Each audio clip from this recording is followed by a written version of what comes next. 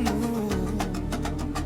Celui qui connaît sa place ne se perd jamais.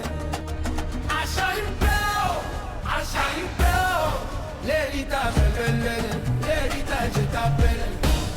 Tango tabi oshun eje ki yabara rewa. Shango oshun que votre force guide. Aduke reasons, Aduke fighting. Between two worlds she carries the light. Quand la clarté de l'eau douce se retira, lentement, comme une marée, Ile-Ife était différente. Rien de nouveau n'avait poussé, rien n'avait été reconstruit. Mais quelque chose dans la texture de l'air avait changé.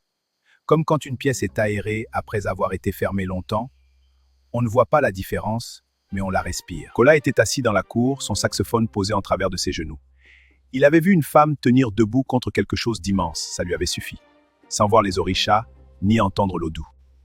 Il avait regardé sans voir l'invisible. Il ne parle que pas c'est fini publiquement de ce qui s'est passé partie, sous l'Iroko. Et ma musique? Aduke regarda l'Opélé dans ses mains.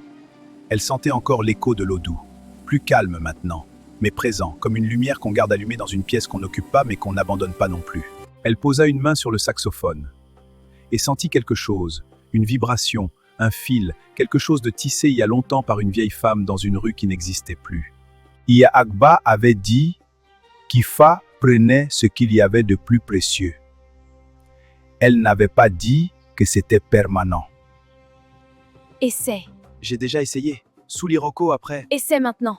L'Odu vient de dire que tout ce qui existe veut être entier. Même ce qui a été pris. Kola joua 3 notes, s'arrêta, regarda Aduke avec l'expression de quelqu'un qui ne sait pas encore si ce qu'il ressent est de la joie ou quelque chose de plus compliqué. Ifa avait pris et Ifa avait rendu. Pas pareil. Mieux.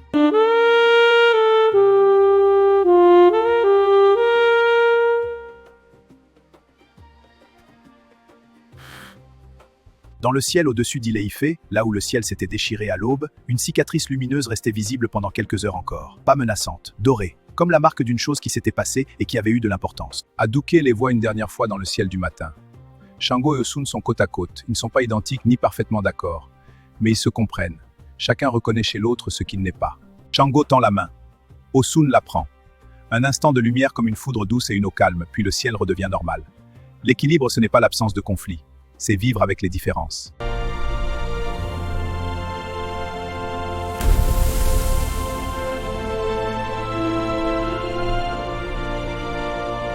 Aduke s'assit dans la cour de Baba, l'opale dans les mains.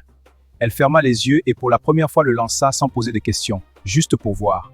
Les cocus tombèrent et formaient un signe.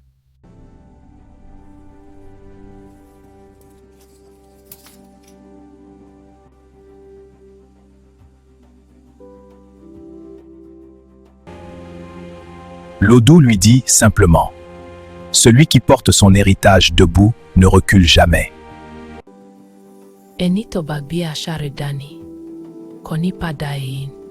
Kola joua depuis le salon. Pas la natte de sol, quelque chose de nouveau. Une composition qui n'existait pas avant cette semaine et qui n'aurait pas pu exister avant.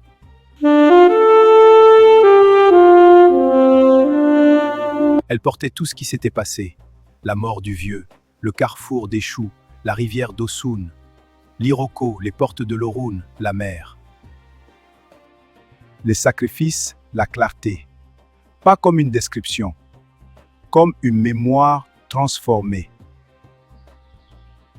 Aduke l'écouta.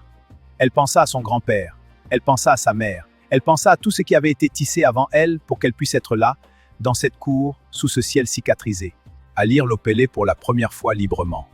Elle ne pleura pas, elle n'avait plus besoin de pleurer. Elle était, pour la première fois de sa vie, exactement là où elle était censée être. L'héritage demeure. 6 mois plus tard. Aduke n'a pas abandonné sa thèse, elle l'a réécrite, non plus comme l'étude distante d'un système de croyances, mais comme un témoignage documenté de l'intérieur. Elle consulte maintenant 2 matins par semaine dans la maison de Baba.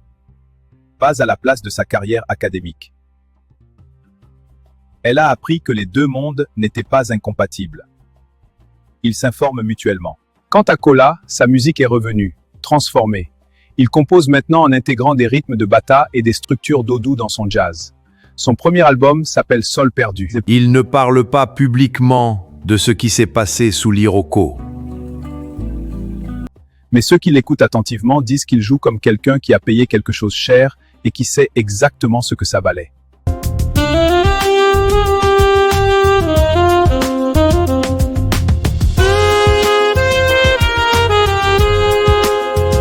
Le vieux Adegbola, il est retourné à Ile-Ife 3 mois après les événements. Il a frappé à la porte d'Adouké seul, sans assistant, sans opelle doré. Il a demandé à apprendre. Elle a dit oui. Pas parce qu'il le méritait.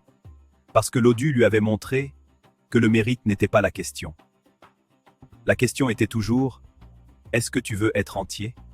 Iya Agba était toujours présente. La rue est réapparue une semaine après les événements. Adouké y est retourné. La porte était ouverte. Le métier à tisser était là. Mais la vieille femme n'était pas dans la pièce. Juste un nouveau tissu commençait, posé sur le métier.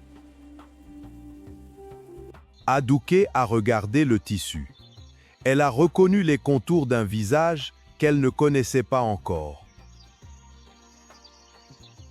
Ifa voit. Ifa sait. Ifa attend le prochain qui est prêt.